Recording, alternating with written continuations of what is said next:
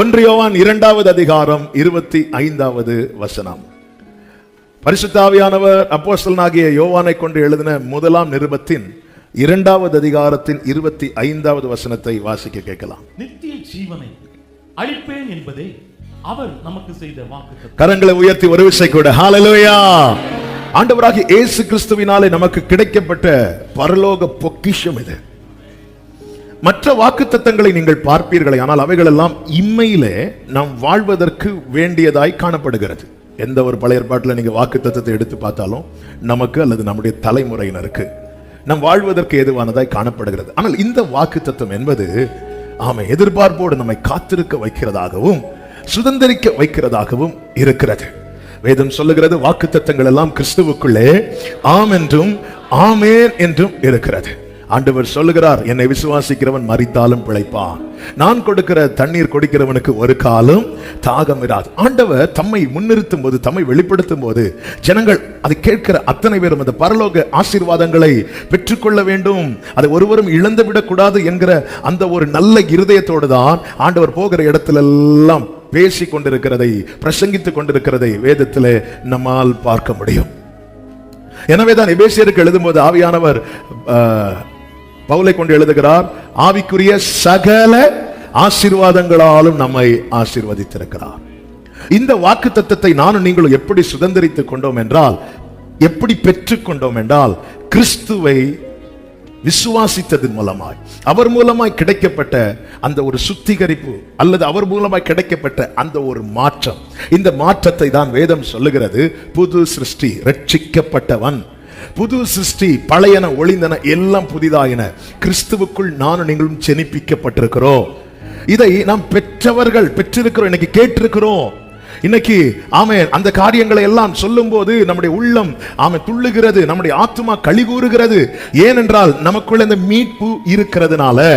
இனி நானும் நீங்களும் அதை சுதந்திரிக்கிறதற்கு நாம் ஜாக்கிரதையாய் இருக்க வேண்டியது அவசியமாய் இருக்கிறது. எனவேதான் போன வாரம் இந்த செய்தி முடியல, அதனுடைய தொடர்ச்சி தான் இந்த வாரம் எப்படி முடியும்னு தெரியல. இது ரொம்ப ரொம்ப முக்கியமானது, ரொம்ப ரொம்ப முக்கியமானது. இது எல்லா வாக்குத்தத்தங்களும் இம்மையிலே வாழ்வதற்கு வேண்டி கர்த்தர் கொடுத்தது. இந்த வாக்குத்தத்தம் மறுமையிலே நானும் நீங்களும் காணப்பட வேண்டும் என்பதற்காக கர்த்தர் நமக்கு கொடுத்திருக்கிறது. ஆமென் சொல்லுங்க பார்க்கலாம். கர்த்தருடைய பரிசுத்த நாமம் மகிமைப்படுவதாக. இஸ்ரவேல் ஜனங்கள் அனைவருமே எகிப்திலே வாக்குத்தத்தத்தை கேட்டுதான் இரத்தத்தினால் மீட்கப்பட்டு புறப்பட்டு வந்தார்கள். ஆனால் எல்லாரும் சுதந்திரித்தார்களா என்று கேட்டால் நிச்சயமா இல்லை. புறப்பட்ட போது லட்சக்கணக்கான ஜனங்கள், சுதந்திரித்த போது பெரியவங்கன்னு சொன்னா 2 பேர் தான், யோசுவாவும் காலேபும். மற்ற அனைவருமே 20 வயதுக்கு உட்பட்டவர்கள். மற்ற மீதி அத்தனை பேரும் சுதந்திரிக்கவில்லை.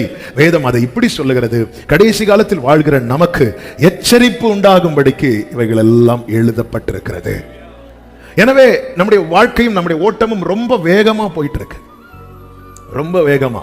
நீங்க பாத்தீங்கன்னா ஒரு குழந்தை பிறந்த குழந்தைக்கு ஜீவன் இருக்கும், ஆனா பலன் இருக்காது, பலன் இருக்காது. அது வளர வளர வளர வளர பலன் வருகிறது, எல்லாம் வருகிறது. திருப்பி வயசாகும் போது திருப்பி அதே நிலைக்கு தான் போகுது. அதனால என்னமோ தெரியல, பிறந்த குழந்தைக்கும் பல்லு கிடையாது, வயசானவங்களுக்கும் சிலருக்கு இருக்கும், ஒரு பல்லு கூட விழாது, நைட்டு கலத்தி வைப்பாங்கன்னு நினைக்கிறேன். கர்த்தர் ஆசீர்வதிப்பாராக. இதுதான் வாழ்க்கை, மொத்தமே இவ்வளவுதான் வாழ்க்கை, மொத்தமே லைஃப் இவ்வளவுதான். பிறக்கும் போது ஜீவன் இருக்கு, வேற ஒண்ணும் கிடையாது. அது வளர வளர பலன் இருக்கு. அப்படி எப்படி சூரியன் இப்படி உதயமாகி அப்படி அப்படி சென்டர்ல வரும்போது ஒரு வெளிச்சம் அடிக்கும் பாருங்க. உதயமாகிற சூரியனையும் பார்க்கலாம், மறைகிற சூரியனையும் பார்க்கலாம். இந்த சென்டர்ல நிக்கிறத மட்டும் சிலர் நாங்க தான் எப்பவுமே நிப்போம்னு நிப்பாங்க. அப்படியே போகும், அப்படியே போகும். உதயமாகிற சூரியனை பார்க்கறதுக்கும் ஆட்கள் வருவாங்க, மறைகிறத பார்க்கறதுக்கும் ஆட்கள் வருவாங்க. சென்டரில் நிற்கிறத யாரும் ஐயோ இந்த ஆள்கிட்டலாம் பேசவே முடியாது, இந்த ஆள்லாம் பார்க்கவே முடியாது. இவ்வளவுதான் லைஃப்.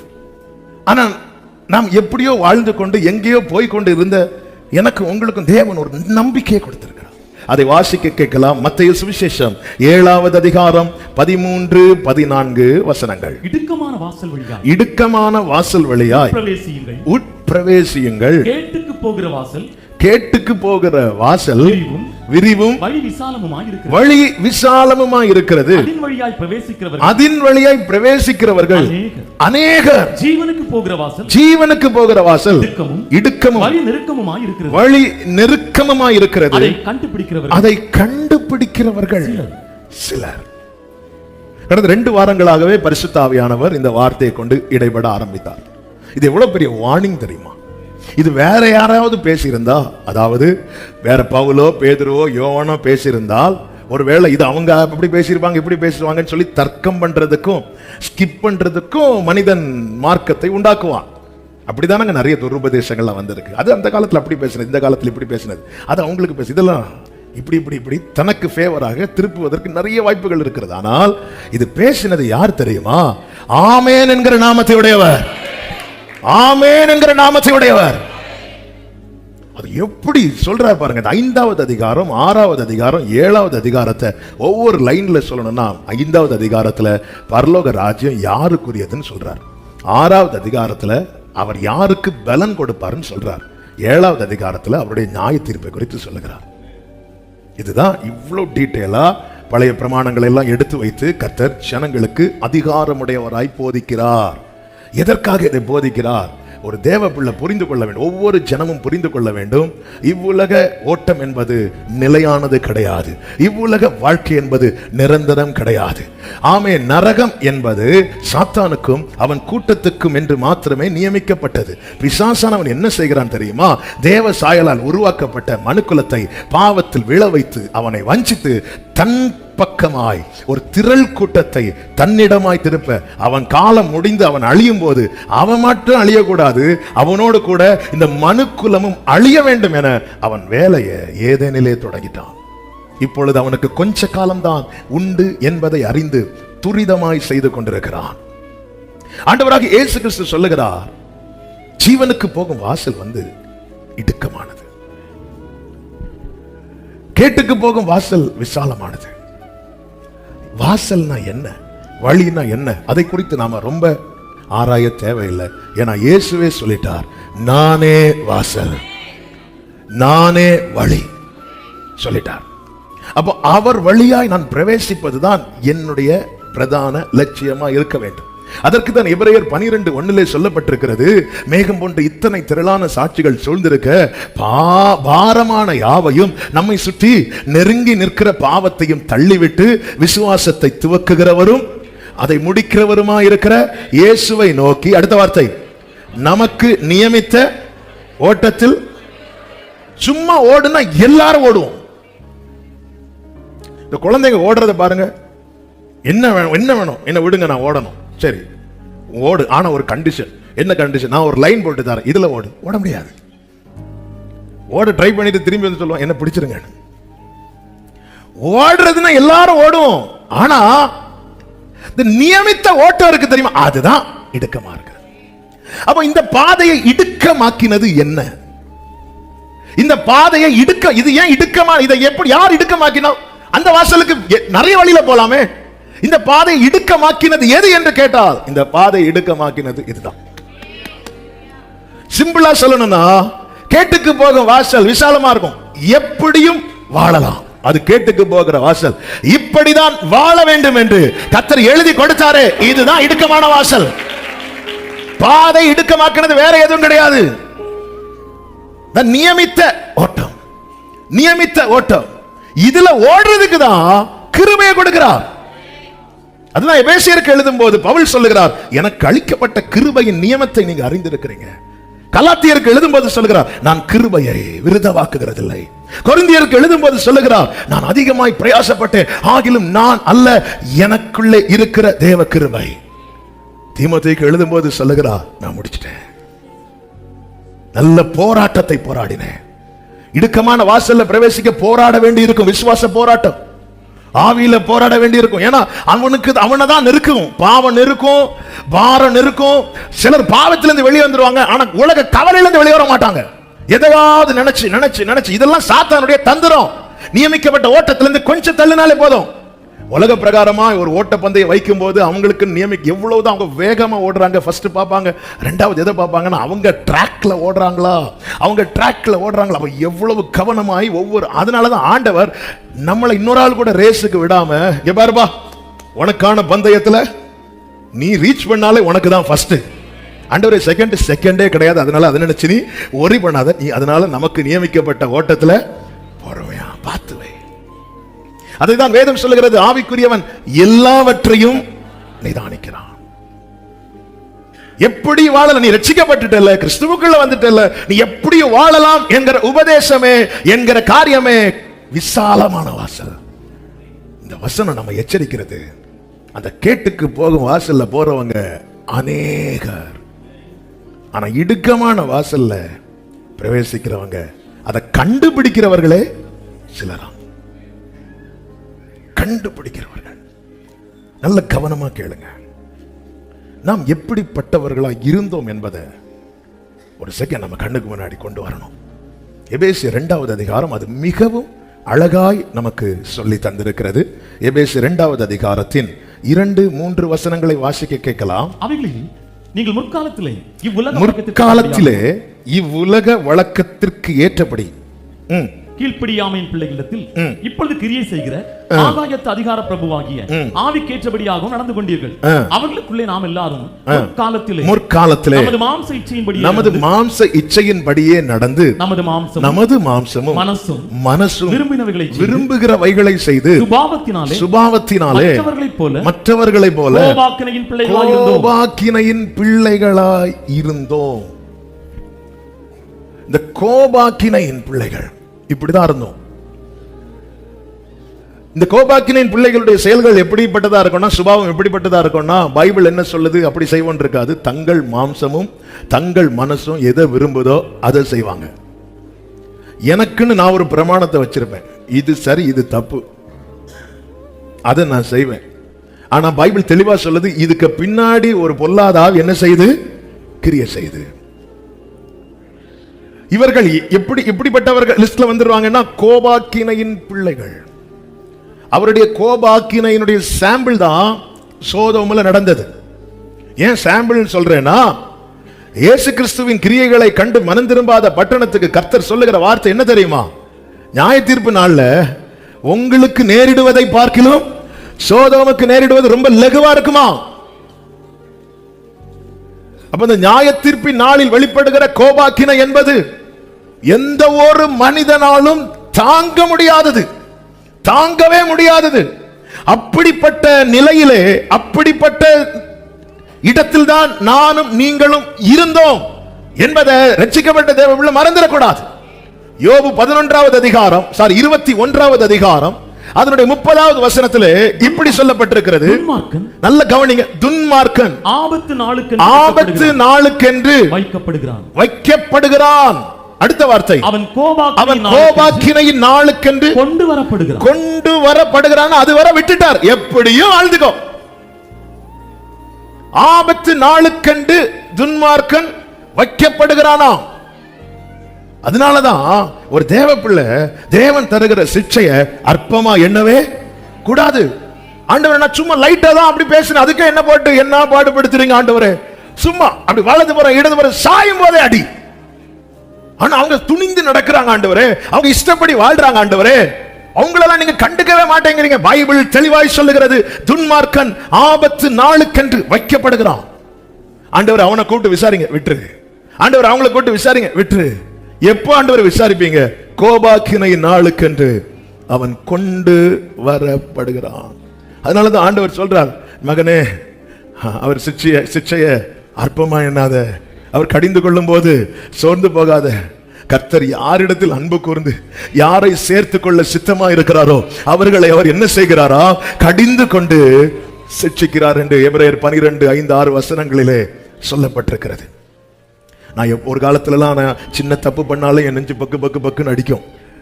ஆனா இப்ப நான் எவ்வளவு தப்பு பண்ணாலும் எனக்கு ஒண்ணுமே இல்லை, எனக்கு வந்து அந்த குற்ற மனசாட்சியே கிடையாது அப்படின்னு ஒருத்தன் சொல்றான்னா அவன் நியமிக்கப்பட்டுட்டான் அர்த்தம். சவுலின் வஸ்திரத்தை ஓரத்தை தொட்டதும் தாவீதுக்கு நெஞ்சு அடிச்சது பக்கு பக்குன்னு. ஆனா பச்சைவால் இடத்துல பாவம் பண்ணுகிறான், குற்றமில்லாத உரியாவின் ரத்தத்தை சிந்த விடுகிறான், அடிக்கல. இது ஒரு நாளில் தெரிய வந்த போது, உணர்த்தப்பட்ட போது, தாவீதினுடைய ஜெபமே நம்முடைய சமூகத்தை விட்டு என்ன தள்ளிராதீங்க. அன்னைக்கு நான் செஞ்சதை இன்னைக்குள்ள பாவத்தை வச்சு பார்த்து அது ஒரு பாவமே கிடையாது. ஆனாலும் அப்படி ஒரு செயலை செய்யணும்னு என் மனசுல நினைச்சதுக்கு எனக்கு அவ்வளவு பெயின்ஃபுல்லா இருந்துச்சு.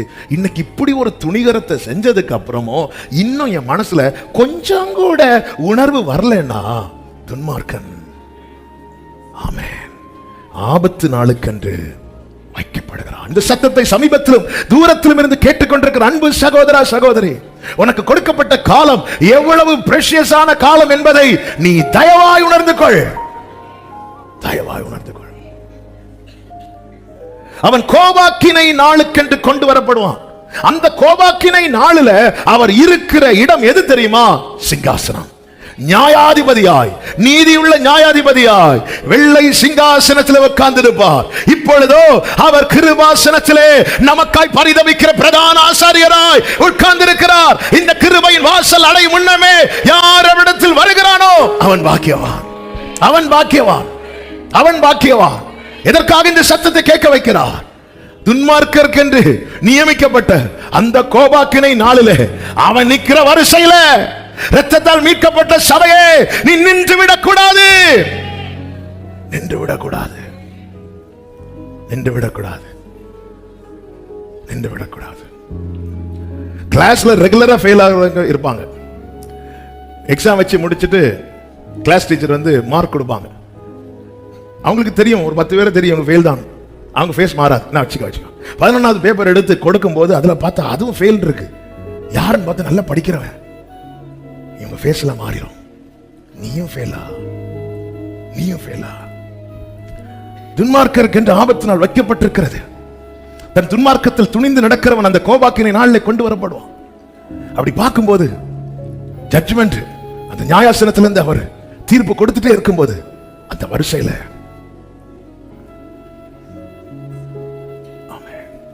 நான் நிற்பேனானால் 2000 ஆண்டுகளுக்கு முன்பாக எனக்காக அவர் ஒரு வேதனைப்பட்டார் பாருங்க. அந்த வேதனை விட பல மடங்கு வேதனை நான் உன்னை இப்படி எதிர்பார்க்கல, நான் உன்னை இப்படி எதிர்பார்க்கல. நீதிமொழிகள் 11:4 சொல்லப்பட்டிருக்கிறது, கோபாக்கினை நாளிலே ஐஸ்வர்யம். ஆண்டவர் நான் அவ்வளவு செஞ்சிருக்கிறேன், 100 பேருக்கு சாப்பாடு போட்டிருக்கிறேன், எத்தனை சர்ச்சு கட்டி கொடுத்திருக்கிறேன், எத்தனை எவ்வளவு காணிக்க கொடுத்திருக்கிறேன். ஐஸ்வர்யம் கோபாக்கினை நாளிலே உதவாது. நிறைய பேர் அப்படிதான், நிறைய பாவம் துணிஞ்சு நடத்திட்டு இத எப்படி இது பரிகாரம் செய்ய, அல்லது திடீர்னு ஒரு குற்ற மனசாட்சி வந்தோன்னு ஒரு 10 பேருக்கு சாப்பாடு வாங்கி கொடுத்துட்டு, அல்லது ஒரு ஏதாவது ஒன்று செஞ்சுட்டு அதுல ஒரு பரவாயில்ல, அல்லது சர்ச்சில் கொண்டு ஒரு காணிக்க கொடுத்துட்டு பரவாயில்ல, இன்னைக்கு சர்ச்சில் ஹெவியா நம்ம காணிக்க கொடுத்துட்டோம், எஸ்கேப் ஆயிடலாம். எங்க பாஸ்டர்ட்ட இருந்து எஸ்கேப் ஆக முடியும்? பரலோகத்துல எந்த சௌரியவானும் தன் பலத்தின் மிகுதியினால் ரட்சிக்கப்படா. அப்ப ரட்சிக்கப்படுவதற்கு, அந்த கோபாக்கினைக்கு நீங்களாகுவதற்கு ஒரே ஒரு வழிதான் இருக்கிறது. அதே வசனத்தில் சொல்லப்பட்டிருக்கிறது, நீதியோ கைகளை உயர்த்தி ஆமென் சொல்லுங்க பார்க்கலாம். இந்த கோபாக்கினைக்கு நானும் நீங்களும் தப்புவிக்கப்படும்படியாக நம்ம நீதியை சொல்ல முடியுமா? அழுக்கான கந்தை. ஆனா இயேசு கிறிஸ்து நமக்கு நீதியாக 2000 ஆண்டுகளுக்கு முன்பதாக இறங்கி வந்த அவருடைய கிருபைகளை எண்ணி நன்றியோடு ஹalleluya. இதுதான் எபேசியர் 2 சொல்லப்பட்டிருக்கிறது. நாம் முற்காலத்திலே கோபாக்கினின் பிள்ளைகளாய் இருந்தோம். 4வது வசனத்துல தேவனோ இரக்கத்தில் ஐஸ்வர்யம் உள்ளவராய், இரக்கத்தில் ஐஸ்வர்யம் உள்ளவராய் நம்மில் அன்பு கூர்ந்த நம்முடைய மிகுந்த அன்பினாலே, கிரேட் லவ், அவருடைய மிகுந்த அன்பு. நல்ல கவனிங்க, நம் தேவனை குறித்து வேதம் என்ன சொல்கிறது? தேவன் எப்படி இருக்கிறாரா? அன்பாகவே இருக்கிறார். அந்த மொத்த அன்பையும் அவருடைய இரக்கத்தின், அவர் இரக்கம் வைத்தார், அன்பு வைத்தார் இல்லாம இரக்கத்தின் ஐஸ்வர்யம், மிகுந்த அன்பு. நம்ம மேல வச்சு அவருடைய மிகுந்த கிருபை, மிகுந்த அன்பு, மிகுந்த தயவு, மிகுந்த இரக்கம், இவைகளுடைய மொத்தம் தான் இயேசு கிறிஸ்து. இவைகளுடைய மொத்தம் அவருக்குள்ளே என் மேல இருக்கிற, சிம்பிளா சொல்லணும்னா பிதா எனக்காக தம்முடைய மொத்தத்தையும் கொடுத்தார்.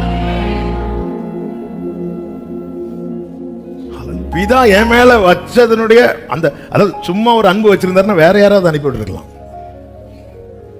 ஆனா அவர் வைத்த அன்பு, அவருடைய இரக்கத்தின் ஐஸ்வர்யம், இதனுடைய மொத்தம், இதை யாரை வச்சு, அதனாலதான் இயேசு கிறிஸ்துவை குறித்து வேதம் சொல்கிறது, அவர் பிதாவின் தற்ஸ்வரூபமா இருந்துச்சு.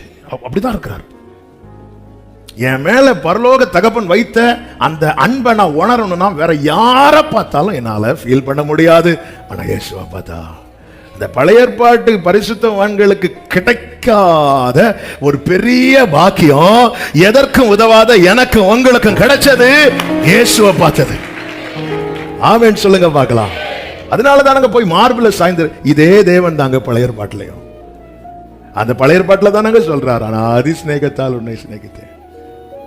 அதுலதானே சொல்றேன், அவனை மனப்பூர்வமாய் சிநேகிப்பேன்.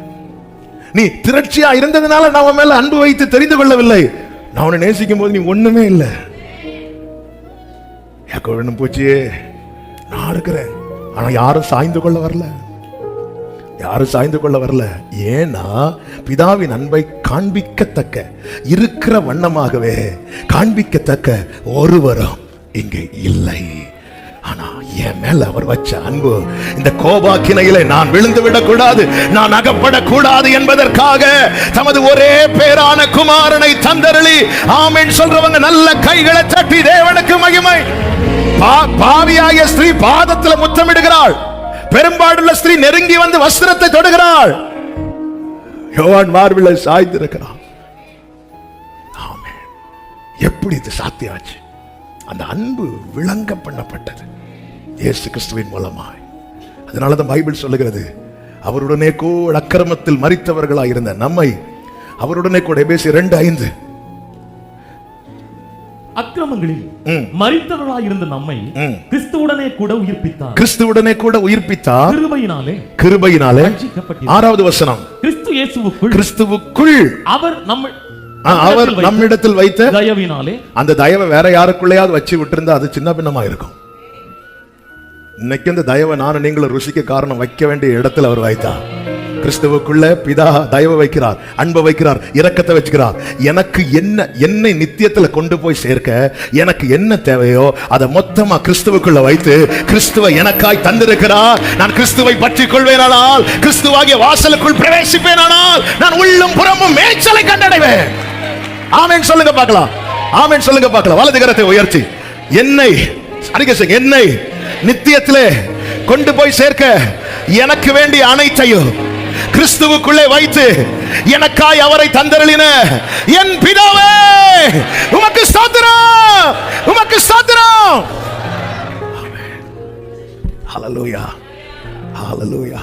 இந்த வெளிநாட்டுக்கு போகும்போது அவங்க பக்கத்து திடீர்னு வருவாங்கல்ல சிலர், வந்து இந்த பார்சலை ஒண்ணு நீங்க அவங்களுக்கு கொடுத்துருங்க. இவங்க ஓகே கொடுக்கலாம்னு சொல்லிட்டு வாங்கி வச்சுட்டு வெயிட் போடும்போது வெயிட் ஜாஸ்தி ஆயிட்டு, வெயிட் ஜாஸ்தியான பார்சல் என்ன செய்ய முடியாது, கேரண்டி கிடையாது. அங்க போய் சேர்ந்து இவங்க போய் சேர்ந்தாங்களோ இல்லையான்னு போன் வராது. இங்கிருந்து அந்த பார்சல் கொடுத்து விட்டேன், கிடைச்சதா? வேற யாரு கையில கொடுத்து விட்டாலும் கேரண்டி கிடையாது. அப்போ இவ்வளவா என் பிதா இப்படி பண்றாருன்னா அவர் மனசுல ஒன்னே ஒண்ணுதான் இருக்கு, இவனை நான் இழக்க கூடாது, இவனை நான் இழக்க கூடாது, இவனை நான் இழக்க கூடாது. இவன் அக்கினியிலிருந்து தப்புவிக்க என் குமாரனால மட்டும்தான் முடியும். ஆமென். இவனை அக்கினியிலிருந்து தப்புவிக்க, ஆமென், நமக்காய் பிதாவாகிய தேவன் தந்தருளின தம்முடைய குமாரனாகிய கிறிஸ்துவுக்கு ஸ்தோத்திரம், மகிமை. ஆமென் சொல்லுங்க பார்க்கலாம். நீதியும் இயேசுவே. பிரியமானவர் கர்த்தருடைய பிள்ளைகளே, இன்னைக்குள்ள உண்மை நிலவரம் என்ன அப்படின்னா, எல்லாருக்கும் காணாவூர் கிறிஸ்து தான் வேணுமே தவிர கல்வாரி கிறிஸ்து வேண்டாம். எல்லாருக்கும் காணாவூர் இயேசு தான் வேணும். காணாவூர் இயேசு அற்புதம் செஞ்சுட்டு போயிட்டார், கல்வாரி இயேசு ரட்சித்து கூட கூட்டிட்டு போறார். இவ்வளவுதான் வித்தியாசம், இவ்வளவுதான் வித்தியாசம். காணாவூர் இயேசு செஞ்சுட்டு போறார், கல்வாரி இயேசு கூட்டிட்டு போறார். எனக்கு எல்லாருக்கும் என்ன தேவைன்னா காணாவூர் இயேசு வேணும். ஏதாவது செய்யணும், ஏதாவது செய்யணும், ஏதாவது செய்யணும், ஏதாவது செய்யணும், ஏதாவது செய்யணும். எனக்கு அவர் செய்தது. நீங்க கிறிஸ்துவை நம்ம எப்படி பார்க்கிறோம்? இயேசுவை நம்ம எப்படி பார்க்கிறோம்? இயேசுவை எப்படி பார்க்கிறோம்? அன்பின் மொத்த உருவம், தயவின் மொத்த உருவம், இரக்கத்தின் மொத்த உருவம். ஹல்லேலூயா. போன வாரம் சொன்னேன், இந்த வார்த்தைக்கு ஒரு உருவம் கொடுத்தால் அது இயேசு என்று. இந்த வாரம் அதோடு கூட இன்னொன்னு சொல்லுகிறேன், பிதாவின் மொத்த அன்புக்கு ஒரு உருவம் கொடுத்தால் அது இயேசு. பிதாவின் மொத்த கிருபைக்கு ஒரு உருவம் கொடுத்தால் அது இயேசு. பிதாவின் மொத்த தயவுக்கு ஜீசஸ். கைகளை உயர்த்தி சத்தமா இயேசுவே சொல்லுங்க பார்க்கலாம். ஜீசஸ் சொல்லுங்க பார்க்கலாம். ஜீசஸ். 6வது வசனத்தில் சொல்லப்பட்டிருக்கிறது, கிறிஸ்து இயேசுவுக்குள் அவர் நம்மிடத்தில் வைத்த தயவு. 7வது வசனம், கிறிஸ்து இயேசுவுக்குள் நம்மை அவரோட கூட எழுப்பி உன்னதங்களில் அவரோட கூட. எதுக்காக இப்படி செய்கிறார் தெரியுமா? இதுதான், இங்கதான் பிதா நம்மேல் வைத்த அன்பை பார்க்க முடியும். 1 தெசலோனிக்கேயர் 5வது அதிகாரம் 9வது வசனம். தேவன் நம்மை, இந்த வார்த்தை நல்ல கவனிங்க, தேவன் நம்மை கோபாக்கினைக்கென்று நியமிக்காமல் நம்முடைய கர்த்தராகிய இயேசு கிறிஸ்து மூலமாக ரட்சிப்படைவதற்கென்று நியமித்தார். கைகளை உயர்த்தி ஆமென் சொல்லுங்க பார்க்கலாம். அதனாலதான் எபேசியர் 2ல சொல்லப்பட்டிருக்கிறது, இது உங்களால் உண்டானது அல்ல.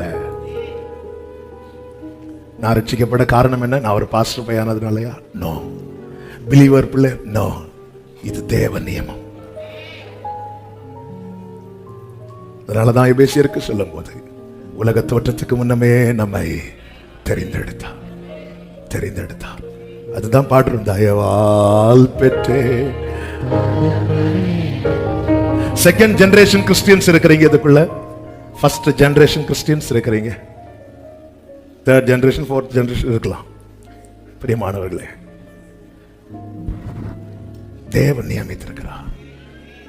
உம்முடைய பரிசுத்தவான அழிவை காண மாட்டேன். இயேசு வந்து அந்த வார்த்தையை ப்ரூவ் பண்ணிட்டு போயிட்டார். எதுக்காக தெரியுமா? நீ பாரு, உன்னை நான் இதுக்கு தான் நியமிச்சிருக்கிறேன். ஹல்லேலூயா. நீ என்ன பாரு, என் காலடியை பாரு. இதுல நடக்கிறதுல நீ கவனமா இருந்தேன்னா, கோபாக்கினை நாளில நீ ஏன் கூட இருப்ப. ஆண்டவர் ஏற்றுக்கொண்டதுல இருந்து எனக்கு அவ்வளவு பிரச்சனை, அவ்வளவு கஷ்டம், அவ்வளவு கண்ணீர், அவ்வளவு பாடுகள், அவ்வளவு நிந்தை. எதுக்குதான் வந்தேனே தெரியலன்னு கூட கேள்வி வரும். ஆமென். ஹல்லேலூயா. ஆமென். உன்னை இவ்வளவு கிரயம் கொடுத்து மீட்டது 10,000 ரூபாய் சம்பளத்தை 15,000 மாற்றுவதற்கு அல்ல. ஆமென். பாவத்தினால் மனிதன் இழந்த தேவ மகிமையை திரும்ப கிடைக்கப்பட்டு அவர் இருக்கிற வண்ணமாக அவரை பார்க்க, அவரை போல மாற்றி அவரோடு கூட சிங்காசனத்தில் உட்கார வைப்பதற்காக. ஆமென் சொல்லுங்க பார்க்கலாம். இப்படிதான் இருந்தோம். புறஜாதியராயிருந்தோம், தேவன் அற்றவர்களாயிருந்தோம், நம்பிக்கை இல்லாதவர்களாயிருந்தோம், இந்த வாக்குத்தத்தத்துக்கு அந்நியராயிருந்தோம். கர்த்தர் நம்மை ரட்சிப்புக்கென்று நியமித்திருக்கிறார். ரட்சிக்கப்பட்ட ஒவ்வொருவருக்கும் சொல்லுகிற செய்தி இது. நான் பாஸ்டர் பையனால ரட்சிக்கப்பட்டோம், நான் எங்க அப்பா அம்மா நல்ல பிலீவர் அதனால நோ. வேணா கிறிஸ்தவர்களாகலாம், பாஸ்டர் ஆகலாம், யாராகலாம். ரட்சிப்பு கர்த்தருடையது. அவர் ரட்சிக்கலனா ரட்சிக்க முடியாது. மனுஷனால் இது கூடாது என்று இயேசு சொல்லிட்டார். எந்த ஒரு மனிதனும் யாரையும் ரட்சிக்க முடியாது.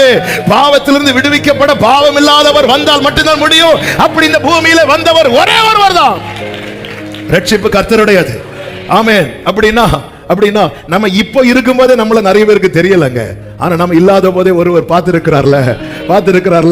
அவர் ரட்சிப்பின் பட்டியல் எழுதும் போது நான் இப்படி சொல்ல விரும்புகிறேன். புதிய ஏற்பாட்டில் ஆபிரகாம் துவங்கி எல்லாம் பெயர் எழுதப்பட்டிருக்கிறது. அதுக்கு முன்னமே அவருடைய ஒரு பட்டியல் இருக்கிறது. அந்த லிஸ்ட்ல எதற்கு உதவாத இந்த அடியனுடைய பெயரையோ கர்த்தர் ஏற்கனவே எழுதி வைத்ததனாலதான் ஏற்ற காலத்தில் எனக்கு இந்த ரட்சிப்பின் வஸ்திரம் என் மேல் விழுந்தது என்று நம்புகிறவர்கள் மாத்திரம். ஹல்லேலூயா. இது கிருபையினால் உண்டானது, இது உங்களால் உண்டானது அல்ல.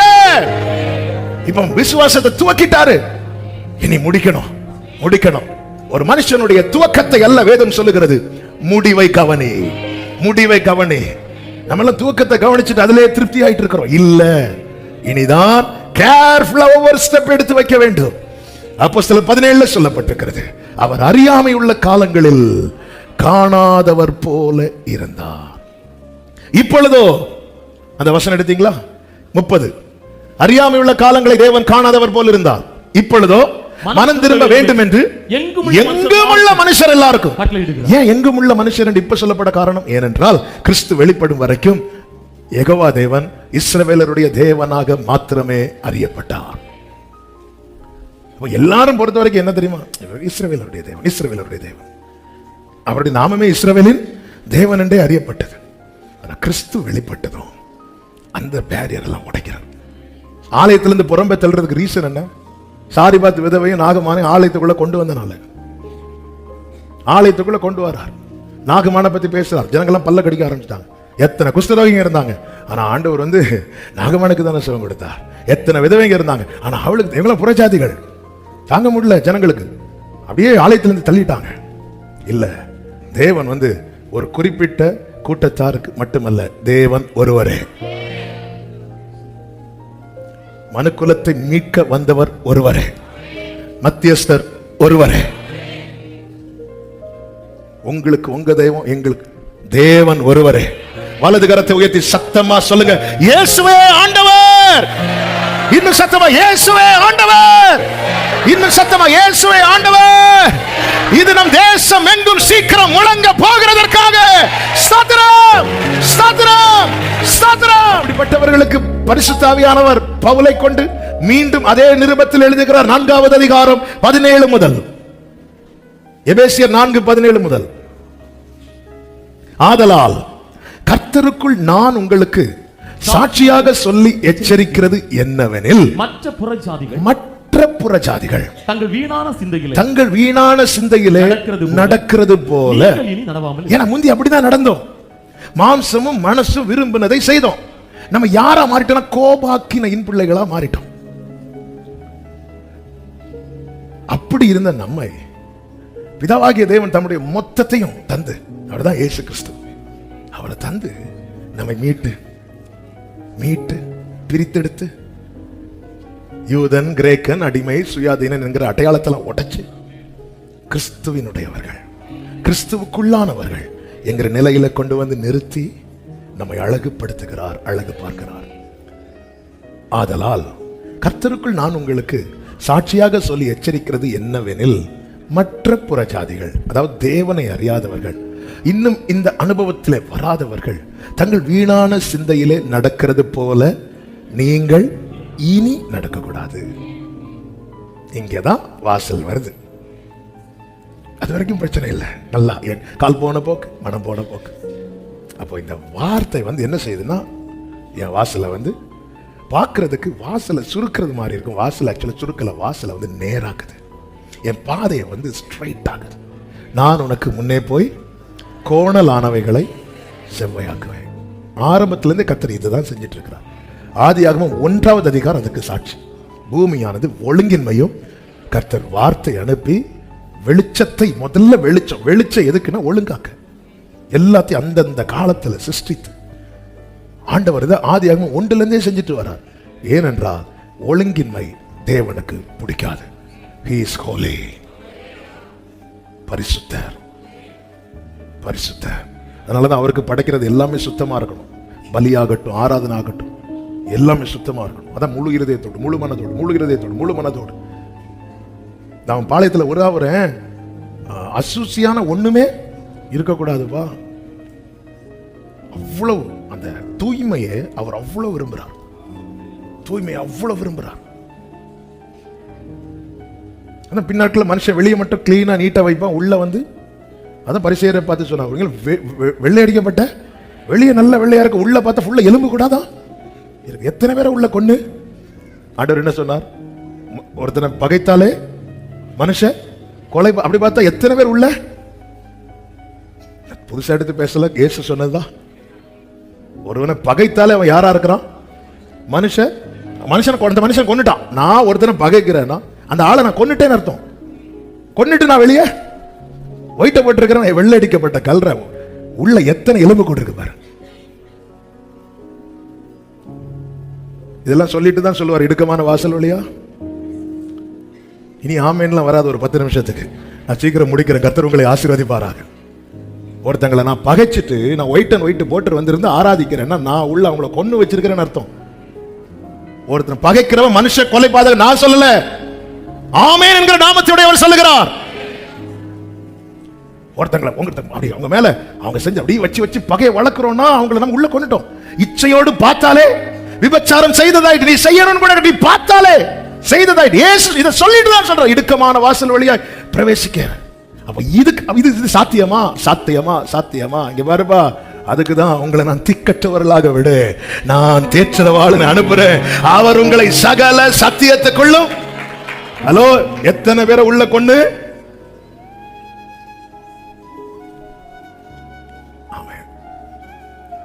நாகர்கோவில் FGPC சபை அப்படியே அமைதியானது.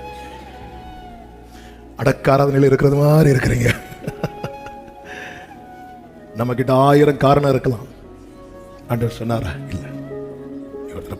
பகைக்க ஆரம்பிச்சிட்டனால நீ மனுஷ கொலை பாதகனா இருக்கிற. நம்ம 10 பேரை பகைச்சு அவங்க மேல எரிச்சல், கோபம், அதை எப்படி காட்டணும்னு தெரியாம வச்சு இந்த 10 பேரை உள்ள கொன்னு வச்சுட்டு இங்க வந்து வெளில போட்டுட்டு, ஆண்டவரே எப்போ வருவீர்? வார இரு, வா இரு. பிரியமானவர்களே, சிந்திக்கணும். இயேசு சொன்ன வார்த்தை, அவருடைய வார்த்தை ஒண்ணு கூட தரையில விழுந்து போக. நீங்க ஆண்டவர் வந்து நிறைய இடத்துல அமைதியா இருக்கிறத பார்க்க முடியும். அதன் அர்த்தம் என்ன? தேவையில்லாம அவர் பேச மாட்டார். நிறைய இடத்துல அமைதியா இருப்பார், சில இடத்துல ஒரே ஒரு வார்த்தையை பேசி சைலண்ட் ஆயிடுவார். அவர் சீஷர்கள்ட்ட மட்டும்தான் தாராளமா பேசினார். பேசின அனைத்தும் எழுதப்பட்டது. அவர் செய்த எல்லாம் எழுதப்படவில்லை, ஆனால் பேசின அனைத்தும் எழுதப்பட்டது. அதன் அர்த்தம் அவர் தேவையில்லாத ஒரு வார்த்தை கூட அவருடைய வாயிலிருந்து வரல. ஆனா அவர் செய்தவைகள் ஏராளம். அதை எழுதினா இந்த புக்கு தாங்காது. ஆனா சீஷர்கள்ட்ட எங்க எங்க என்ன பேசினார் அனைத்து அவ்வளவு உள்ள பதிஞ்சிருக்கு.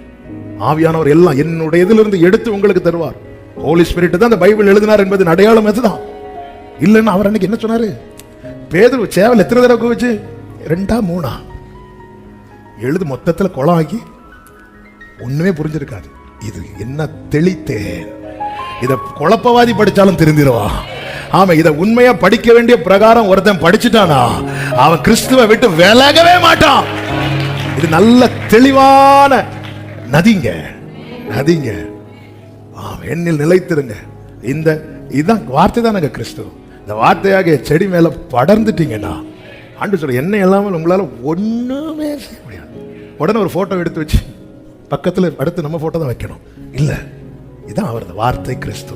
இவர்தான் பைபிள் எடுத்து இந்த வார்த்தையை பாருங்க. என்ன இல்லாமல் உங்களுக்கு, அந்த வார்த்தையை நீங்க யோவான் 15:4 நினைக்கிற எடுத்து பார்க்கும்போது பைபிள் தான் நம்ம கண்ணுக்கு தெரியும். பைபிள் தான் நம்ம கண்ணுக்கு தெரியும். என்ன இல்லாமல் உங்களால் ஒன்றுமே செய்ய முடியாது. அதனாலதான் வேதம் சொல்லுகிறது, வேதத்தை நேசிக்கிறவர்களுக்கு மிகுந்த சமாதானம். இனி வீணான சிந்தையில நடக்காதே. ரோமர் 2 ஆமே, அதனுடைய கர்த்தருக்கு மகிமை உண்டாவதாக 4-5 வசனங்களில் எப்படி சொல்லப்பட்டது? தேவ தயவு நீ குணப்படும்படி உன்னை ஏவுகிறது என்று அறியாமல் அவருடைய தயவு, அவருடைய பொறுமை, அவருடைய நீடிய சாந்தம், இவைகளின் ஐஸ்வர்யத்தை அசட்டை பண்ணுகிறாயோ. 5வது வசனத்துல உன் மன கடினத்திற்கும் குணப்படாத இருதயத்துக்கும் ஏற்றபடி தேவனுடைய நீதியுள்ள தீர்ப்பு வெளிப்படும் கோபாக்கினை நாளிலே உனக்காக கோபாக்கினையை குவித்துக் கொள்ளுகிறாய். ஆண்டவர் கோபாக்கினையிலிருந்து வெளியே கொண்டு வந்துட்டார். ஆனா இப்போ நீயே உனக்காக கோபாக்கினையை குவிச்சிட்டு இருக்கிற, குவித்துக் கொண்டிருக்கிற. இந்த வார்த்தையை தியானிக்கும் போது பரிசுத்த ஆவியானவர் சிந்தையில கொண்டு வந்த ஒரு வார்த்தை புரியும்படியா. இயேசு கிறிஸ்து யோவான் 17 ஜெபம் பண்றார் பிதாவை நோக்கி. அப்ப ஒரு வார்த்தை சொல்லுகிறார். யோவான் 17:12 நான் அவர்களுடனே கூட உலகத்தில் இருக்கிறேன், நீர் எனக்கு தந்தவர்களை காத்து கொண்டு வந்தேன். வேத வாக்கியம் நிறைவேறத்தக்க கேட்டின் மகன் கெட்டு போனானே அல்லாமல் அவர்கள் ஒருவனும் கெட்டு போகவில்லை. என்ன அந்த வார்த்தையை பார்த்தீங்களா? யூதாஸ் இயேசுவால கெடல, அவனே அவனால கெட்டு போனான். இயேசு நமக்கு தந்தருள இயேசு இந்த பூமியில் வந்தது கோபாக்கினை என்னை உங்களை விடுவிக்க. ஆனா ஒரு மனுஷன் ரட்சிக்கப்பட்ட பிறகு மீண்டும் அக்கிரமத்தில் சாகிறான் என்றால் அதற்கு காரணம் இயேசு அல்ல, அவனே அவனுக்கு அக்கினிய கோபாக்கினைய குவிக்கிறான். ஆண்டவருடைய இரக்கம், ஆண்டவருடைய தயவு, ஆண்டவருடைய அன்பு அறிந்தும் ஒருவன் பாவம் செய்கிறானா அவன் இவைகளை அசட்டை பண்ணுகிறானா. இதைதான் எபிரேயர் 10:25 சொல்லப்பட்டிருக்கிறது. குமாரனுடைய இரத்தத்தை 26 நினைக்கிற அந்த வசனம். 20 எபிரேயர் 10 சத்தியத்தை அறிவை அடைந்த 26. மனப்பூர்வமாய் பாவம் செய்கிறவன். கீழே வாங்க 27 வாசிங்க. நியாய தீர்ப்பு வரும் என்று பயத்தோட எதிர்பார்க்குதலும் விரோதிகளை பட்சிக்கும் கோபாக்கினையுமே இருக்கும். கோபாக்கினை இருக்கும். 28வது வசனம். மோசேயுடைய பிரமாணத்தை தள்ளுகிறவன் இரக்கம் பெறாமல் 2-3 சாட்சிகளின் வாக்கினாலே சாகிறானே. தேவனுடைய குமாரனை காலின் கீழ் மிதித்து தன்னை பரிசுத்தம் செய்த உடன்படிக்கையின் இரத்தத்தை அசுத்தம் என்று எண்ணி கிருபையின் ஆவியை நிந்திக்கிறவன் எவ்வளவு கொடிதான ஆக்கினைக்கு பாத்திரவானாய் இருப்பான் என்பதை யோசித்து பாருங்கள். தேவ தயவு. எனக்கு அப்ப ஆண்டவர் பாராட்டுகிற தயவு, ஆண்டவர் பாராட்டுகிற இரக்கம், ஆண்டவர் பாராட்டுகிற அன்பு, இவைகளெல்லாம் எதுக்கு தெரியுமா? நான் குணப்படணும், நான் சரியாகணும், நான் திருந்தணும். தகப்பன் இளைய குமாரனை கட்டி அணைத்து அவ்வளவு அன்பையும் காண்பித்தது எதற்காக? என் பிள்ளை இனி உள்ளதான் வரணுமே தவிர திரும்பி வெளியே போயிடக்கூடாது. பரவாயில்ல, அப்ப என்ன செஞ்சுட்டு வந்தாலும் இங்க வந்து அவர் அனுப்பிச்சிருவார், அப்பா வந்து எஸ்கேப் பண்ணி விடுவாருங்கிறவன் மீண்டும் பாவம் செய்வார் என்றால் அவன் அந்த அன்பை அசட்டை பண்ணுகிறான். அப்படிப்பட்டவன் என்ன செய்கிறான் தெரியுமா? அவனே தனக்கு கோபாக்கினையை கோபித்துக் கொள்ளுகிறான். எரிகோ இடிந்து விழுந்தது, ஆகான் மேல் விழுந்து ஆகான் மரிக்கவில்லை.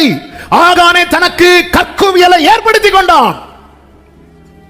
எரிகோ விழுந்து அவன் மேல கல்லுப்பட்டு போயிட்டான காரணம் ஆண்டவர் அல்லது யாரோ சொல்லலாம். ஆனா ஆகானே, நீயே தான் உன் மேல கற்குவியல். இந்த கற்குவியலுக்கு காரணம் யோசுவாவோ ஆண்டவரோ கிடையாது, நீயே. ஆண்டவர் அப்படி உனக்கு எல்லாம் அந்த கூட்டம் அழிறதுக்கு காரணத்தை கர்த்தர் சொல்லி கொண்டு வந்து உள்ள விட்டா அந்த அழிவுக்கு காரணமா இருந்ததை இவன் எடுத்துக்கொள்ளுகிறான். பரவாயில்ல, நம்மளை செங்கடலையும் கடக்க வச்சாச்சு, யோர்தானையும் கடக்க வச்சாச்சு, இதெல்லாம் கண்டுக்காம விட்டுருவார். அக்கினிய கோபாக்கினைய நம்முடைய ஒவ்வொரு பாவக்கிரியையும், நம்முடைய ஒவ்வொரு அக்கிரம கிரியையும் நாம் நமக்கான கோபாக்கினையை குவித்துக் கொண்டிருக்கிறோம். இந்த கிருபையின் வாசல் அடைபடுவதற்கு முன்னமே நம்ம திரும்பிடும். நமக்கு தெரியாது, ஒரு நாள் பிறப்பதே நீ அறியாயே. உண்மையான அன்பை புரிந்து கொள்ளவன் மீண்டும் பாவம் செய்ய மாட்டான். அன்பை புரிந்து கொண்டதுனாலதான் அந்த பாவியாகிய ஸ்திரீ பாதத்துல வந்து முத்தமிடுகிறாள். அவள் மீண்டும் பாவம் செய்கிறவளாய் போவானானால் அவள் அந்த இரக்கத்தை, அந்த தயவை அசட்டை பண்ணுகிறவளாய் இருப்பாள். அன்பை புரிந்து கொண்டதுனாலதான் சமாரியா ஸ்திரீ போய் மீண்டும் வேறொரு புருஷனோடு வாழ போகாம அவர் சுவிசேஷத்தை அறிவிக்கிறவளாய் மாறினான். அன்பை புரிந்து கொண்டதுனாலதான் எல்லாரும் ஓடும்போது யோவானுக்கு ஓட முடியல, அவன் வந்து சிலுவைக்கு முன்பாக வந்து நிற்கிறான். அன்பை புரிந்து கொண்டதுனாலதான் ஆமென் பேதுரு மீண்டும் மீண்டும் வந்து கடைசி வரை தன்னுடைய கடைசி இரத்தம் போகிறது வரை கர்த்தருக்காய் நின்றான். அன்பை புரிந்து கொண்டதுனாலதான் இத்தனை நெருக்கங்கள், வியாதிகள், வியாகுலங்கள், பலவீனங்கள் வந்தோம். ஆமென், எதற்காக பிடிக்கப்பட்டேனோ அதை அடைய ஆசையாய் ஓடுவேன் என்று சொல்லி பவுல் ஓடினான். அன்பை புரிந்து கொண்டவன் நியமித்த ஓட்டத்தில் ஓடுவதில் தான் கவனம் செலுத்துவான். அன்பை புரிந்து கொள்ளாதவன் அசட்டை பண்ணுவான். கேட்டுக்கு போகும் வாசல் விசாலமானதுங்க, அங்க பிரமாணம் கிடையாது, அங்க ஒண்ணுமே கிடையாது. ஆமாம், அந்த வாசல் ரொம்ப விசாலமானது. ஆனா ஜீவனுக்கு போகும் வாசல் நம்மை தேவன் அழைத்த அந்த இந்த மேகத்துக்கு கீழே கொண்டு வந்தது. 6 நாள் உன் கால் போன போக்கில், மனம் போன போக்கில் வாழ்ந்து விட்டு கடமைக்கு சர்ச்சில் வந்து ஆராதிச்சுட்டு போ, அப்புறம் நான் பார்த்துக்கிறேன்னு சொல்வதற்கல்ல. அந்த சிலர் என்கிற கூட்டத்துல இங்க இருக்கிற ஒருவர் கூட மிஸ் ஆயிடக்கூடாது. இதை பார்க்கிற கேட்கிற ஒருவர் கூட மிஸ் ஆயிடக்கூடாது. ஹல்லேலூயா. ஏற்கனவே சொன்னதா இந்த சம்பவம், ஆனால் இது தேவைப்படுகிறதுனால சொல்லி செபிக்க விரும்புகிறேன். ஒரு குறிப்பிட்ட ஊர்ல ஒரு பாஸ்டர் சொன்ன சம்பவம் தான். ஒரு பைபிள் காலேஜ் இருந்துச்சு. அந்த பைபிள் காலேஜ்ல ஹாஸ்டல் இருந்துச்சு. எல்லாரும் அங்கே தங்கி படிக்கிறவங்க. அந்த ஹாஸ்டலை சுற்றி ஒரு பெரிய காம்பவுண்ட் இருந்துச்சு. காலேஜ் ஈவினிங் முடிஞ்சிடும், எல்லாரும் வீட்டுக்கு ஹாஸ்டல் போயிடணும். ஈவினிங் ஒரு 7-7:30 சாப்பிட்டு 8 மணிக்குள்ளே தூங்க போயிடணும். இது ஒருத்தனுக்கு பிடிக்கவே இல்லை. 8 மணிக்குள்ளே தூங்க போயிடணும், வெளியே விட மாட்டாங்களா? 6 மாதத்துக்கு ஒரு வாட்டி தான் வெளியே விடுவாங்களா? இவன் பார்க்குறான், வந்து பார்க்குறான். சரி, எல்லாரும் தூங்கினதுக்கப்புறம் 8 மணிக்கு அப்புறம் எல்லாரும் அவங்கவுங்க ரூமை க்ளோஸ் பண்ணிடுவாங்க. இவன் வெளியே வந்துட்டு சரி நம்ம வெளியே போயிடலான்னு பார்த்தா கேட் லாக். சரி, காம்பவுண்ட் எத்தி குதிக்கலாம் பார்த்தா காம்பவுண்ட் ரொம்ப ஹைட்டானது. அவன் பார்க்குறேன் எப்படி குதிக்கலாம் பார்க்கும்போது அங்கே ஒரு ஸ்டூல் இருக்குது. அந்த ஸ்டூல் எடுத்து போட்டுருவான். போட்டு அதில் ஏறி குதித்து வெளியே போய் ஒரு 10-11 மணி போல் வந்து திருப்பியும் வெளியே இருந்து ஏறி இந்த ஸ்டூலில் கால் வச்சு இறங்கி இப்படி போகிறது வழக்கம். இப்படி பல நாள் செஞ்சுட்டு இருக்கிறான். பிரின்சிபாலுக்கு கம்ப்ளைண்ட்டும் போகுது. அவர் நான் பார்த்துக்கிறேன்னு சொல்லிட்டு ஒரு நாள் என்ன ஆகுது, அவர் அந்த ஹாஸ்டல்லையே தங்குறது மாதிரி வந்துட்டார். இது இவனுக்கு தெரியாது. இவன் போயிட்டா வழக்கம் போல் போயிட்டா நைட்டு ஒரு 9 மணி போல் 9-10 மணி போல் பிரின்சிபால் அப்படியே கேம்பஸை ரவுண்ட் பண்ணுறாரு. பார்க்கும்போது ஒரு மதில் பக்கத்தில் ஒரு சைடில் ஒரு ஸ்டூல் வைக்கப்பட்டிருக்கு. இந்த ஸ்டூல் இங்கே யார் வச்சா, எப்படி வந்துச்சுன்னு யோசிச்சுட்டு இருக்கும்போது நம்ம அண்ணன் வெளியே இருந்து பாட்டு பாடிட்டே அக்கறைக்கு யாத்திரை செய்யும் அப்படி பாடிட்டே வரார். பார்த்ததும் இவருக்கு பிடி கிடச்சிட்டு அவன் இப்போ இங்கே தான் ஏறி இந்த ஸ்டூலில் கால் வச்சு இறங்க போகிறான்னு சொல்லிட்டு அவன் ஏறும்போது இவர் ஸ்டூலை மாற்றிட்டார். மாற்றி வச்சுட்டு அவன் திரும்பி அப்படி இறங்குறான். இறங்கும்போது கரெக்டாக ஸ்டூல் இருக்கிற இடத்துல அவன் கால் படுது. ஆனால் ஸ்டூல் இல்லைன்னு தெரிஞ்சிட்டு கொஞ்சம் கூட அப்படி ப்ரெஸ் பண்ணி பார்க்குறான். அவனுக்கு பக்குன்னு ஆகுது. ஏன் அப்படின்னா அது ஒரு ஆளுக்கு முதுகு. என்னாச்சுன்னா இவர் அந்த ஸ்டூலை மாற்றி வச்சுட்டு இவர் அந்த இடத்துல குனிஞ்சு நிற்கிறார். அவன் காலை வச்சுட்டான். அவர் சொல்கிறாரு வச்சுட்டு எல்லாம் இறங்கு அப்படின்னு. அவன் இறங்கிட்டான். இறங்கினதும் அவன் என்ன பண்ணியிருப்பான் அவன் நினச்சிட்டு இருந்தான்னா, டிசியை கிழிச்சு நீ கிளம்பு, நீ படிக்கிறது லாயக்கில்லை, வெளியே போகணும், வெளியே தள்ளுவான்னு பார்த்துட்டு இருக்கும்போது அவர் சொல்கிறாரு, நாளைக்கு போகணுன்னா என்னை கூப்பிடு, நான் இதில் வந்து நிற்கிறேன், என் முதுகை மிதிச்சுட்டு போ அப்படின்னு. அவன் அந்த இடத்துல காலில் விழுந்து அழுதானான். சரி நான் போக மாட்டேன். இப்படி தாங்களே நம்மளை ட்ரீட் பண்ணுறாரு. எப்படி வேணாலும் ஒரு செகண்ட் பவுலை பிடிச்சது மாதிரி கூட நம்மளை பிடிக்கலைங்க. அது கூட வலிக்கும்னு சொல்லி நம்மளை எவ்வளோ கேர் பண்ணுறாரு தெரியுமா? பவுல் வாழ்க்கையில் அந்த தாக்கம் கடைசி வரை இருந்துச்சு. ரட்சிப்புக்குள்ள கொண்டு வரது ஆண்டவருக்கு விஷயமே கிடையாது. ஒரு செகண்ட்ல அவர் நினைச்ச அந்த மொத்த உலகத்தை ரட்சிப்புக்குள்ள கொண்டு வர முடியும். அவர் அப்படி செய்யல. அந்த அன்பை புரிந்து அந்த வாசலுக்குள்ள வா. அவர் அன்பை புரிந்து நீ வா. இதுதான். நீ மனம் திரும்ப மாட்டாயா? நீ சுத்திகரிக்க மாட்டாயா? இது இன்னும் எத்தனை காலத்துக்கு பின் நடக்கும்? நான் குணப்பட எனக்கு தண்டனை அனுப்பலாம், ஆனா நான் குணப்பட எனக்கு தயவு அனுப்பிட்டு இருக்கிறார். நான் நன்றி உள்ளவனா இருக்கணும். அவர் தண்டனை அனுப்பலாம். தாவீது பார்த்தது போல, பிள்ளையாம் பார்த்தது போல உருவின பட்டயத்தை உடைய தூதனை வழியில நிறுத்தி இருக்கலாம்.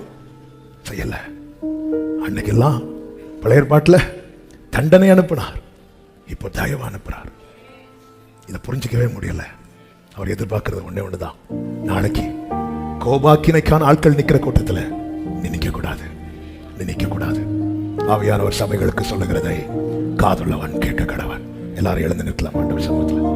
கர்த்தருக்கு சித்தமானால் இந்த செய்தி அடுத்த வாரம் தொடரும். கர்த்தர் நம்மோடு கூட இடைப்பட்டுக் கொண்டிருக்கிறார். இடது கரத்தை இருதயத்தில் வைத்து நீங்க மனசில் பச்சோம் பண்ணுங்க. உங்கள் கால்கள் எதை நோக்கி தீவிரிக்கிறது என்று, உங்கள் கைகள் எதை செய்ய துடிக்கிறது என்று, உங்கள் இருதயம் எதை அசை போடுகிறது என்று, உங்கள் கண்கள் எதை காண விரும்புகிறது, உங்கள் காதுகள் எதை கேட்க விரும்புகிறது, உங்கள் வாய் எதை பேச விரும்புகிறது என்று உங்களுக்கு தெரியும். ஆண்டவரே, இவைகள் கேட்டுக்கு போவதற்கு எதுவா இருக்குமானால் இப்பொழுதே உம்முடைய அக்கினியினால் சுட்டெரிப்பீராக, சுட்டெரிப்பீராக. தாவீது அதனால தானே சொன்னார், வேதனை உண்டாக்கும் வழி என்னிடத்தில் உண்டோ என்று. நீங்க பார்த்து நடத்துங்க, நீங்க பார்த்து நடத்துங்க. என்ன கோபாக்கினுக்கு என்று நியமிக்காம நித்திய ஜீவனுக்கு என்று நியமித்த உங்க தயவு மகாத, உங்க கிருபை மாபெரியது. உங்க அன்பை சொல்லி தீரலப்பா, உங்க இரக்கத்தை சொல்லி தீரல. ஆண்டவர் எவ்வளவு நேசிக்கிறீங்க. நல்ல தகப்பனை, பரிசுத்த பிதாவே, திருப்பாதம் பணிந்து உம்மை மகிமைப்படுத்துகிறோம், வாழ்த்துகிறோம். உங்க சமூகத்தில் எங்களை கிருபையாய் கொண்டு வந்தேன். பாட, துதிக்க, ஆராதிக்க, செபிக்க கிருபை செய்தேன். எங்களோடு இடைப்பட்டு எங்களுக்காய் நீர் வைத்த வாக்குத்தத்தத்தை சுதந்தரிக்க எங்களை நீர் நியமித்த பாதைகளை உங்க ஆலோசனையின்படி உங்க ஆளுகைக்குட்படுத்தி நடத்த எங்களை முழுவதுமாய் அர்ப்பணிக்கிறோம். ஆண்டவரே, அதை கண்டுபிடிக்கிறவர்கள், அதில் பிரவேசிக்கிறவர்கள் சிலர் என்று சொல்லப்பட்டிருக்கிறது. ஆண்டவரே, இங்க வந்து ஆராதிக்கிற, இதை கவனிக்கிற ஒரு உள்ளம் கூட, ஆண்டவரே, ஒவ்வொரு குடும்பத்தில் இருக்கிற ஒரு நபர் கூட இந்த பாக்கியத்தை இழந்து போகாதபடிக்கு கர்த்தர் கிருபையாய் ஆட்கொள்ளுவீராக, கிருபையாய் ஆட்கொள்ளுவீராக, கிருபையாய் ஆட்கொள்ளுவீராக. இன்னும் இந்த சத்தியம் எங்கெங்க கேட்கப்படவில்லையோ அங்கே புறப்படட்டும், அங்கே இந்த சுவிசேஷ ஒளி வீசட்டும். இன்னும் அறியாமல் உணராமல் இருக்கிற ஜனங்கள் ஏராளம் உண்டு தகப்பனே. கர்த்தர் கிருபையாய் அவர்களை சந்திப்பீராக. ஊழிய வாசல்கள் விரிவாவதாக, ஊழியர்கள் அலையலையா எழும்புவார்களாக. அறுப்பு மிகுதி, வேலையாட்கள் குறைவு, எஜமான் அறுப்புக்கு ஆட்களை அனுப்பும்படி வேண்டிக் கொள்ளுங்கள் என்று சொன்னவரே, ஆண்டவர் ஒவ்வொரு தெருக்களிலும் இருந்தும் ஆண்டவர் ஊழியர்களை கர்த்தர் எழுப்புவீராக. தேசமெங்கும் இந்த சத்தியம் புறப்பட்டு செல்லட்டும். ஒரு ஆத்மா கூட கெட்டு போகாதபடி நித்திய ஜீவனை சுதந்திரிக்க எங்கள் தேசத்தில் ஒரு பின்மாரியை கர்த்தர் ஊற்றுவீராக, ஊற்றுவீராக. தாழ்த்துகிறோம். ஒவ்வொருவரையும் ஆசீர்வதியும் சமாதானத்தோடு அனுப்பி சாட்சியாய் கொண்டு வாங்க. எல்லா மகிமை கனமும் ஒருவருக்கே செலுத்துகிறோம், இரட்சகர் இயேசு கிறிஸ்துவின் நாமத்தில் பிதாவே, ஆமென். சேர்ந்து சத்தமாய் சொல்லுவோம், என் ஆத்துமாவே கர்த்தரை ஸ்தோத்திரி, முழு உலகமே அவருடைய பரிசுத்த நாமத்தை ஸ்தோத்திரி. என் ஆத்மாவே கர்த்தரை ஸ்தோத்திரி. கர்த்தர் செய்த சகல உபகாரங்களை மறவாதே. ஆமென். நம்முடைய கர்த்தராகிய இயேசு கிறிஸ்துவின் கிருபையும் பிதாவாகிய தேவனுடைய அன்பும் பரிசுத்தாவியானவருடைய ஐக்கியமும் சிநேகமும் பாதுகாவலும் நம் அனைவரோடும் எல்லா பரிசுத்தவான்களோடு கூட கர்த்தருடைய வருகை மட்டும் தங்கி இருப்பதாக. ஆமென். ஹல்லேலூயா.